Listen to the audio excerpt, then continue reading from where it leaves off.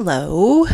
Let's make sure that we take notes on this short PowerPoint because it'll be really helpful in your lab for today. I'll do a separate one for rivers and for groundwater so that you sort of understand a little bit about how they are separate, although certainly all water on the earth is connected in the water cycle. A really important topic when you're thinking about rivers is what's called a river's base level. So a river's base level is the elevation of the body of water that the river is flowing into. So Rochester, New York is centered and built around the Genesee River, which flows from Pennsylvania north into Lake Ontario. So Lake Ontario is considered the base level of the Genesee River. And conversely, Lake Ontario flows into the St. Lawrence Seaway, so that is its base level. And then the St. Lawrence Seaway flows into the Atlantic Ocean, which is considered ultimate base level. Sea level is ultimate base level. So the reason that base level is an important concept is because base level actually controls the energy in a river. A river is always trying to erode to its base level, and it will, once it gets close to it, it changes its behavior dramatically. So when a river is close to its base level, it still contains a lot of energy. There's a lot of water that's moving through it, even though it's close to the elevation that it needs to flow into. So what it begins to do is to dissipate some of that energy, is that a river will begin to laterally erode or side cut within its channel. And so you'll very often see that with meandering rivers like this, where this river has a very wide floodplain. This whole area here is part of its floodplain. You only see floodplains on rivers that are close to base level. The Mississippi River has a floodplain that is like tens of miles wide because the Mississippi River is very close to its base level and has been for a long time. So it sort of side cuts and meanders and carves itself a wider floodplain. It doesn't meander so much anymore because people who build alongside rivers don't so much like them to meander. So there's certainly a lot more engineering around rivers than there was 100 years ago, just to preserve the value of property. But nevertheless, what will happen is, again, to dissipate this energy, you'll see the creation of a floodplain, you'll see meanders in the river, and there are certain types of features that you also see in meanders as well. So the inside of a meander is where the water is moving slowest. If you think of like a swirly slide at the playground or a water slide, you move fastest on the outside of a curve and slowest on the inside of a curve. When water moves slow, it has a tendency to deposit sediment. So the inside of a curve where the water is moving slowest is where sediment is accumulating in what's called the point bar. It is quite literally the point where a sand bar is being created. The outside of a meander is called a cut bank, quite literally where the river is cutting into its own bank. And that's where the water is moving fastest. The cut bank is a location of erosion, and the point bar is a location of deposition. They are all part of a meander, which is sort of an S-shaped curve in a river. What you can see at several points in this photograph as well are what are called oxbow lakes, which are sort of horseshoe-shaped lakes that originate in the river channel, and over time, as the river meanders through its floodplain, usually during flooding conditions, chunks of the meanders will actually get cut off from the river, and they will create these horseshoe-shaped lakes. You can see this one is just about to form. This is a new one, and this one is a little bit older. You can see it drying up and it becomes swampy. So these are characteristic features that you see when a river is close to base level and is laterally eroding or side cutting. Conversely, when a river is far from its base level, all of its energy is directed vertically at getting closer to base level as quickly as possible. And that's what you see here in this picture from Yellowstone National Park. This is a famous spot in the park called Lower Falls. It's often referred to as the Grand Canyon of Yellowstone, and you can see this really tight V-shaped valley. You can see that here up at the waterfall, and you can see that here in the river valley as well. This is an example of vertical erosion. Vertical is up and down, right? So this is where the river is actually carving itself vertically into its own channel. It's also often called down cutting because, again, the river is seeking to get closer and closer to its base level. Rivers that are far from their base level are characterized by having steep canyons, like you see here, and no floodplain, no meanders. The Grand Canyon is sort of a amalgamation of both of these, and we'll actually learn more about that when we do our chapter on rivers, but for now, let's leave that out of the conversation. Geologists look at maps not only to see big systems to understand the behavior of rivers, whether they're laterally or vertically eroding, but geologists can also use maps to determine some of the underlying geology. And there are 4 drainage types that you're going to learn about today. There's actually many more in real life, but for today's lab, we're going to talk about 4 of them. So again, drainage patterns are the shape that streams make when they are connected to one another. And it tells us a little bit about what's going on in the subsurface. This is the most common type of drainage across the globe. This is called dendritic drainage, and probably something close to 80% of all drainage basins in the world have what's called dendritic drainage. Dendritic means tree-like, and you can see why. If you look at this particular stream here, you see that these small streams flow into larger streams, much like the branches of a tree, and then they all converge in one large main stem of a river, which is analogous to a tree trunk. This is a picture from North Carolina where it has what's called submerged drainage, and that's because it had dendritic drainage, and then sea level has been rising since the last glacial period, so this dendritic drainage has become drowned. When you see dendritic drainage on a topographic map or in an aerial photograph, what it tells you is that the underlying bedrock is fairly boring.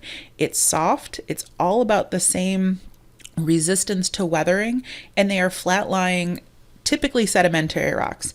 Sometimes you can have absolutely massive lava flows that will also form dendritic drainage, but most of the time you're looking at flat-lying sedimentary rocks. So again, that's the most common type of drainage pattern. A much more unique type of drainage pattern is typically only found in volcanoes, and that's called radial drainage. Radial means that the streams are radiating from a point, which is typically the top of the summit of the volcano.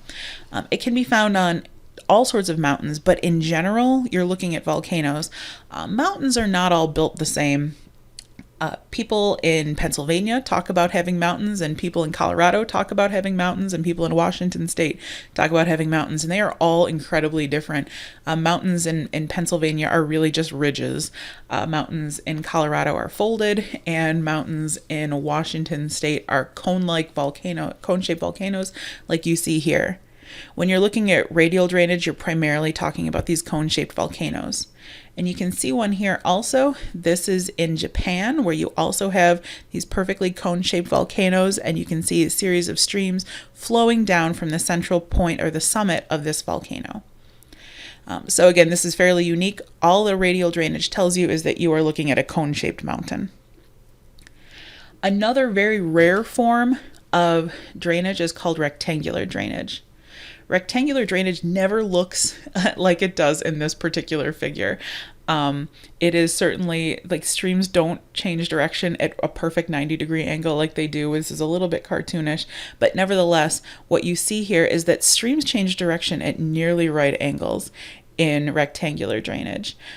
And that is because of what's going on in the subsurface. So in this satellite photograph, you can see that there is rectangular drainage here, but not in through here. This is some dendritic drainage, right? But what you see here is that the subsurface in this location has heavily faulted and jointed. A joint is just a fault or a fracture in the rock where there's no motion, and a fault is when there's motion along a fracture. And so what happens is along those fractures and faults is that rocks become pulverized, and then water will just kind of scoop in and deepen the areas that are already fractured and create basically low-lying points where water will flow. So the way that you're going to identify rectangular drainage is a couple ways. First of all, you will see streams that change direction sharply.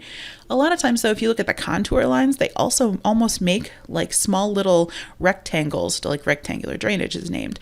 And that marks the place, the location of the joints. So if you look in this picture, you can see that there's a joint here and here and here. And all I'm really doing is tracing along these straight lines to identify the rectangular drainage. So that's cool. The streams and rectangular drainage, again, will follow along the cracks in the bedrock because that's where the rock is pulverized. So the last type of drainage that we're going to talk about is actually called trellis drainage. And trellis drainage is the way that the rivers flow down mountains in Pennsylvania, in West Virginia, and Virginia. And that is typical in areas that have valleys and ridges. So if you've ever driven through Pennsylvania, you'll know that a lot of times you're sort of driving on the side of a ridge, looking down at a valley below. That's because what's happening in this area is that there is alternating really strong rock and very soft rock. So trellis drainage will typically have streams that flow into, they're sort of parallel, like you see here, 1, 2, 3, and they flow into a larger sort of main stem river that meanders right through those big old ridges. Sometimes those ridges will have small little streams that will flow down the ridges into these parallel streams, and then ultimately the big river sort of carries the water out of the area. So why does this occur? If we were to look in the subsurface, what you see is that this white rock layer here is stronger than this softer brown layer. And so it takes water a lot longer to erode down through it. So these parallel streams are actually sort of meandering their way through the soft rock, while the tiny little streams are flowing down the hard rock. And then you have one big old area where the water is organizing into a large river and cutting through those ridges. So that is a feature that you learned about in your definition assignment that was due last week. So trellis drainage, what it tells you about underlying geology is that it is alternating resistant and soft bedrock. So the way that these features where the river actually cuts through the ridge forms is illustrated in the next couple slides.